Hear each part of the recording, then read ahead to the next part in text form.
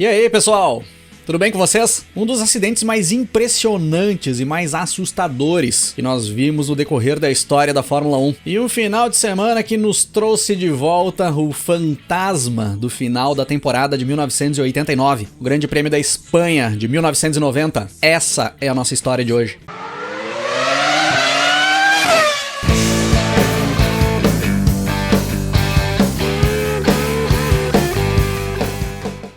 O Grande Prêmio da Espanha de 1990 era a 14ª etapa do Campeonato Mundial de Fórmula 1 daquele ano, com data marcada para o dia 30 de setembro de 1990, no tradicional circuito de Jerez de la Frontera, reta final da temporada. Faltavam apenas 3 etapas para o término do Campeonato Mundial, um Campeonato Mundial que era liderado pelo brasileiro Ayrton Senna, da McLaren, que tinha conquistado 78 pontos até então. O seu rival na briga pelo título mundial era, mais uma vez, o francês Alain Prost, que nesse ano não era companheiro de equipe do Senna. O Prost estava na Ferrari e tinha 60 pontos conquistados até então. Atrás dos dois que disputavam o título mundial, nós tínhamos o austríaco Gerhard Berger, companheiro do Senna na McLaren, com 40 pontos conquistados, o belga Thierry Boutsen da Williams, com 27 pontos, e o brasileiro Nelson Piquet da Benetton, que era o quinto colocado com 26 pontos conquistados. Ali naquele momento do campeonato, clima quente dentro da Ferrari. Após o Grande Prêmio de Portugal, a etapa anterior, onde o inglês Nigel Mansell, companheiro do Prost na Ferrari, tinha jogado o carro para cima do Prost, ainda no início da prova, e depois venceu a corrida, o clima tinha azedado entre o Prost e a Ferrari, coisa que era meio comum da gente ver ali naquela época. O Prost fazendo algum jogo político dentro da equipe para tentar tirar uma vantagem. O francês dispara várias críticas contra o Cesare Fiorio, que era o chefe de equipe da Ferrari, e contra o próprio Nigel Mansell por conta das decisões que a equipe vinha tomando, que, segundo o Prost,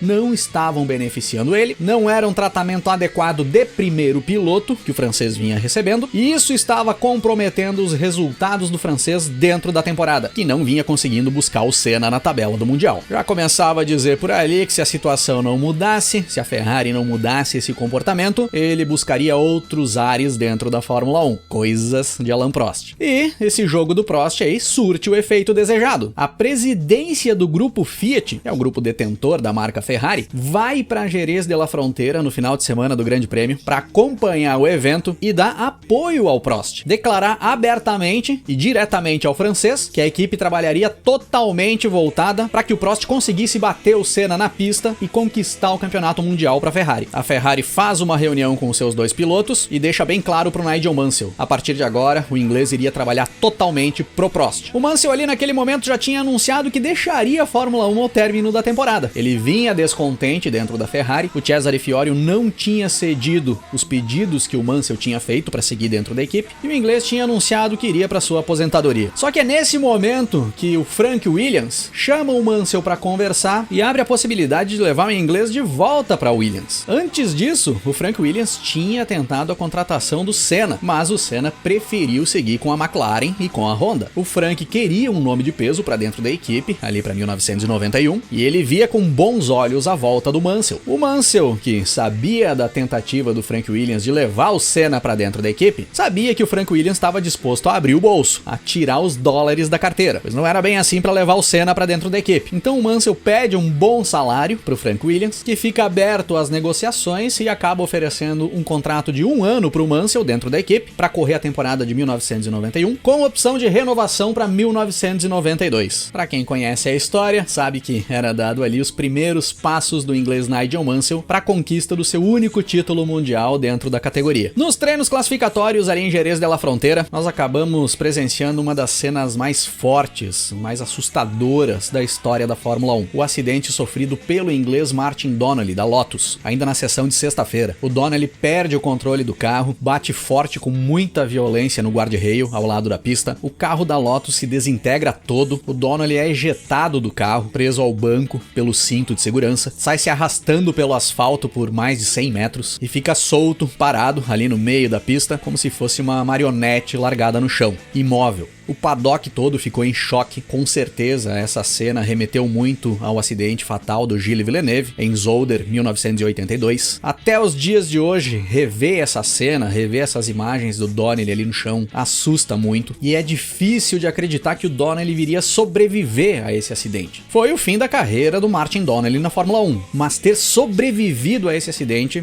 foi um milagre. Seguindo o treino classificatório, o brasileiro Ayrton Senna faz ali a sua 50ª pole position na Fórmula 1, sem muitas dificuldades. Logo em seguida vieram as duas Ferraris, com Alain Prost em segundo, Nigel Mansell em terceiro. O francês Jean Alesi da Tyrrell alinhou na 4ª posição, logo à frente do Berger com a McLaren. O Nelson Piquet com a Benetton ficou com o 8º posto, o Maurício Gugelmin da Leighton House em 12º e o Roberto Pupo Moreno com a Eurobrum caiu na pré-classificação. Não largou no Grande Prêmio da Espanha de 90. Uma combinação de resultados ali em Jerez de la Frontera poderia dar o título mundial ao brasileiro Ayrton Senna ali mesmo, faltando ainda 2 etapas para o término do mundial. E a situação parecia favorável, pois afinal o Senna largava na pole position, largava à frente do seu rival, do Alain Prost. A Ferrari estava com aquele clima confuso ali dentro da equipe, porém o brasileiro não esboça nenhum sorriso após o treino classificatório, nem pela pole position, nem pela possibilidade de levar o título mundial ali mesmo. O brasileiro seguia extremamente preocupado com o estado de saúde do Martin Donnelly após o acidente sofrido na sexta-feira e com a segurança dos demais pilotos que estavam ali prestes a disputar o Grande Prêmio. Após o final do quali no sábado, o Senna vai até o hospital em Sevilha, onde estava internado o Martin Donnelly, acompanha o procedimento de recuperação do piloto, mantém contato direto com o Dr. Sid Watkins, o chefe da equipe médica da Fórmula 1 ali naqueles anos, e fala em várias entrevistas que era extremamente necessário se pensar urgente na melhoria da segurança na Fórmula 1, principalmente no que dizia respeito à velocidade em curvas. As coisas ali naqueles anos, na virada dos anos 80 para os anos 90, já vinham ficando muito parecidas com o que nós tínhamos vivido lá na virada dos 70 para 80, quando eram utilizados os carros asa. E a gente lembra muito bem a quantidade de graves acidentes que nós tivemos ali naqueles anos. Esse pensamento do Senna e esse movimento que o Senna vinha iniciando ia ao encontro do que já vinha fazendo Jean-Marie Balestre, o francês presidente da FISA. Já vinha há tempos movimentando a Fórmula 1 para buscar melhorias na segurança, preocupado com os acidentes que voltavam a ficar assustadores. E é nesse momento que Senna e Balestre, que tinham entrado em uma guerra no final da temporada de 1989, voltam a se aproximar. E o relacionamento entre os dois, os entendimentos, muda bastante a partir dali. E é nestas condições que nós temos a largada para 73 voltas do Grande Prêmio da Espanha de 1990. O Senna larga bem e mantém a ponta à frente das duas Ferraris. O Prost vinha em segundo, o Mansell em terceiro. Briga boa ali na largada entre o Berger e o Alesi. Quase que sobrou pro Patrese, mas quem tomou a pior foi o Alesi mesmo. Tomou um chega pra lá, rodou, perdeu o controle do carro, parou na caixa de brita. Fim de prova pro francês. Fechando a primeira volta, nós tínhamos o Senna em primeiro, com o Prost em segundo, Mansell em terceiro, Berger em quarto e logo atrás as duas Williams, Thierry Boutsen em quinto e o italiano Riccardo Patrese na sexta posição. O Nelson Piquet vinha em sétimo com a Benetton. O Senna não consegue abrir distância na ponta do pelotão ali no início da prova. Pelo contrário, passa a tomar uma pressão absurda do Prost e vai segurando uma fila atrás dele, que ia praticamente do primeiro até o 10º colocado. Isso até a volta 5, quando aí os 3 primeiros começam a se distanciar. Quem segurava a fila a partir dali era o Berger, que não tinha aderência no carro, pois ele tinha optado por largar com os pneus mais duros. Passando da volta 10 de corrida, pressão insana do Prost para cima do Senna. O Mansell ficava um pouco mais para trás, observando. Era nítido que a Ferrari rendia mais do que a McLaren, e já começava a se acreditar que a Ferrari estaria montando alguma estratégia para tomar a primeira posição da corrida nas paradas para troca de pneus, que eram previstas ali para Jerez de la Frontera. E logo na volta 20, para o inglês Nigel Mansell para fazer sua troca de pneus. Uma volta depois, para o Gerhard Berger. E aí o Berger já aproveita e tira os pneus duros e parte para pneus macios. Ficam Senna e Prost sozinhos na ponta do pelotão, em uma briga ferrenha pela primeira posição. Na volta 25, para o Prost e retorna para a pista exatamente atrás do Mansell, que tinha parado voltas antes. O Senna para uma volta depois, na volta 27, e volta logo atrás das duas Ferraris. Se essa era a estratégia da Ferrari, de tomar a ponta do pelotão na troca de pneus, deu certo. E aí, conforme combinado pela equipe, o Mansell tira o pé e abre caminho para o Prost passar por ele. Porém, ele acaba abrindo caminho para o Senna também. Alguns dizem que sem querer, mas outros dizendo que foi de propósito mesmo, pois o Mansell não estava nada contente com esse negócio aí de ter que trabalhar em favor do Alain Prost, e os dois já não se falavam mais desde o Grande Prêmio de Portugal. Nesse momento da corrida, o Nelson Piquet era o líder, só que o Piquet não tinha parado ainda para fazer a troca de pneus. O Prost e o Senna iam se aproximando muito rápido do brasileiro. Em certo momento, apaga o motor da Benetton do Piquet no meio da corrida. Ele acaba perdendo o controle do carro, dá uma escapada da pista momentaneamente, e aí o Prost e o Senna passam pelo Piquet. O brasileiro da Benetton cai para terceiro, Prost e Senna assumem a ponta do pelotão. A partir daí, o Prost começa a abrir uma grande vantagem em relação ao Senna. Ele chegava a ser 1,5 segundo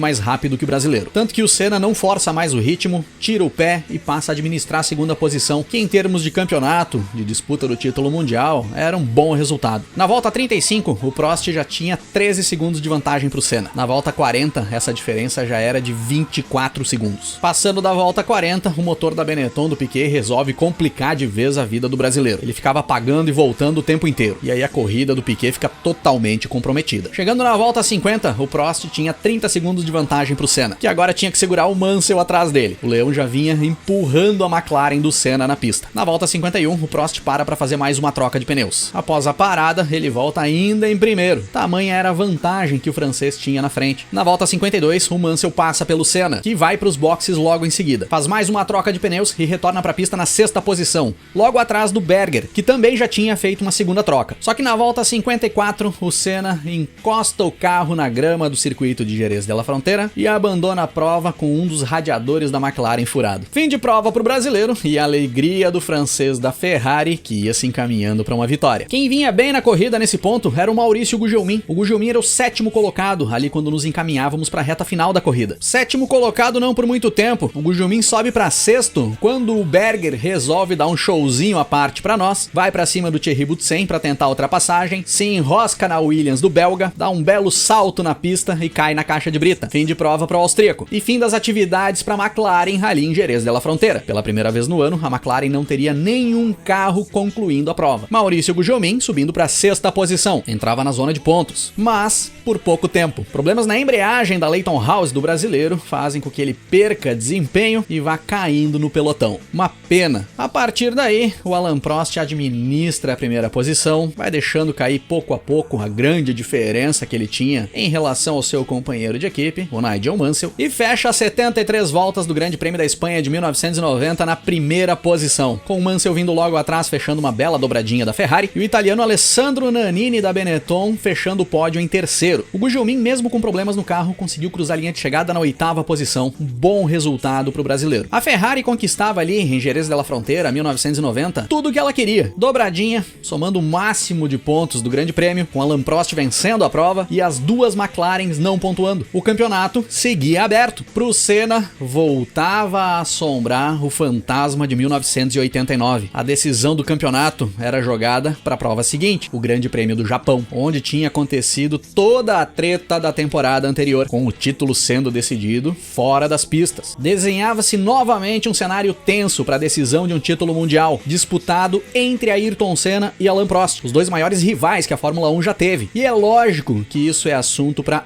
outro episódio aqui do canal.